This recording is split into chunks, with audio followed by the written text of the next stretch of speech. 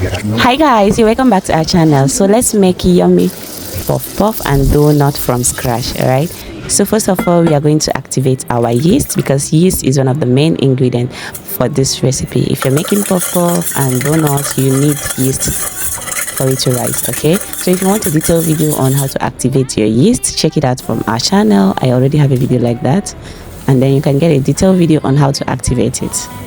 Okay.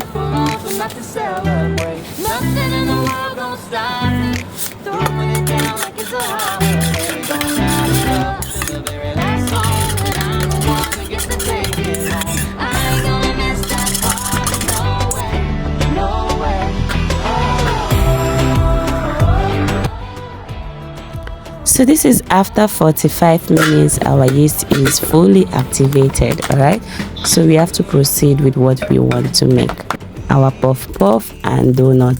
So sieving the flour, the sugar, the milk. Okay, I added some powder milk. Then that first one was for donuts, so this time around for puff puff added my flour and my sugar. So now I added warm milk. Okay, so this is time to add the yeast. All right, so I added some of the yeast and I left some for the other pastry. Then I keep adding warm water until I get the texture that I want. Remember, your puff puff needs to be soft. Okay, so you have to make the dough to be as soft as possible. You can see the texture of the dough. So now we just have to cover it and leave it for the next 30 to 45 minutes. All right, so that the dough will double its size. Make sure you cover properly, that there will be no air. If not, it might not rise. Okay, so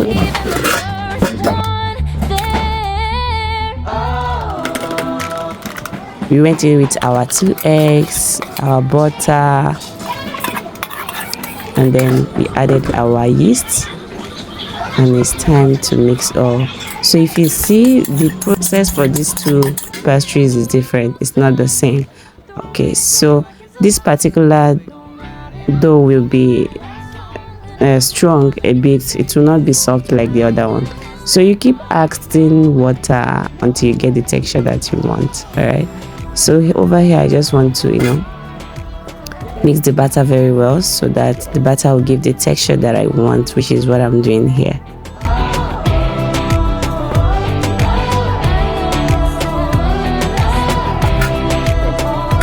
Alright, so after that I rub some oil on the plate and I added the batter.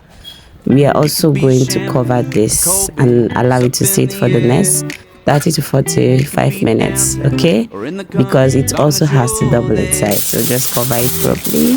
I use foil paper and then I used to use the cover. You can add something that has weight just to make sure that air does not penetrate. Okay, over to our puff puff. You can see it has risen. All right, you can see that. So now it's time to fry it. So I first made some big sizes. Okay, just go in with the sizes you want. If you want smaller size, so let's check out our dough for donuts. So you can see it's obvious it has doubled in size. Okay, so this is the time for us to cut out the donut shapes. All right, if you don't have a donut cutter, you can use a round plate to make the round one. Okay, for me I have different shapes for donuts, so I quickly use it, and this can make it easy. I got mine on Amazon, so you can easily order from Amazon if you actually want a donut cutter.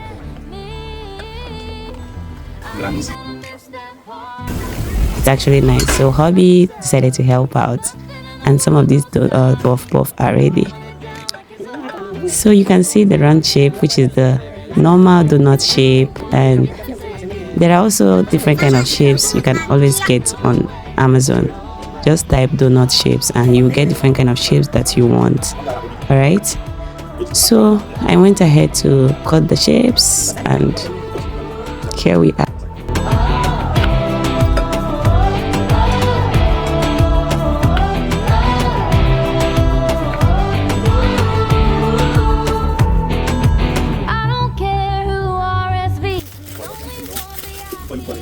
So after cutting out the chips, we go ahead to cover the donuts again, maybe this time around for 5 to 10 minutes.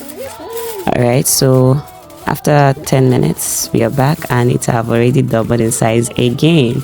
So this is the power of yeast. All right, so it's now time to fry the donuts. I went ahead to put them in hot oil, and after some time I flip it and it's ready guys.